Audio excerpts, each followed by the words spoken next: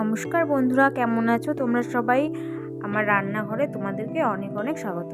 তো আজকে আমি রান্না করব সর্ষে আর পোস্ত বাটা দিয়ে পাবদা মাছ। এখানে আমি কড়াইতে তেল গরম করে নিলাম। তারপর মাছটা আমি নুন হলুদ ভালো করে মাখিয়ে নেব।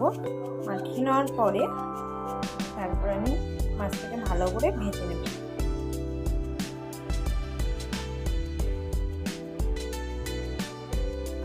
গাইস, এখানে আমি সর্ষে পোস্ত আর একটা টমেটো আর কাঁচা লঙ্কাটাকে পেস্ট করে নেব।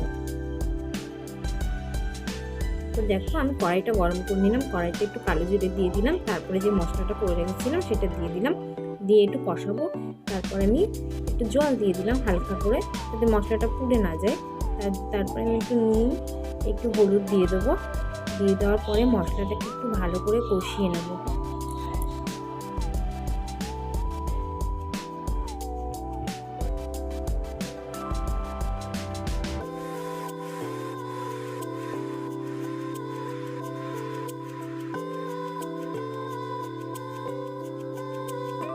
কষিয়ে নেওয়ার পরে একটু জল দিয়ে দেবো।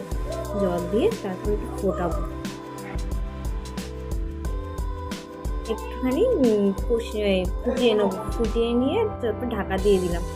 ঢাকা দেওয়ার পরে আমি ঢাকাটা তুলে নেব।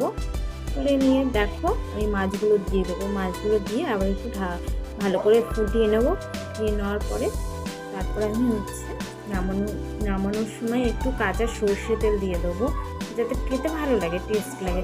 আপনারাও করে খেয়ে দেখবেন, খুব সুন্দর লাগবে। আমার চ্যানেলকে যদি আপনাদের ভালো লেগে থাকে অবশ্যই লাইক কমেন্ট শেয়ার প্লিজ আর সাবস্ক্রাইব করে দেবেন। ধন্যবাদ। আবার পরের ভিডিওর সাথে আপনাদের সাথে দেখা হচ্ছে।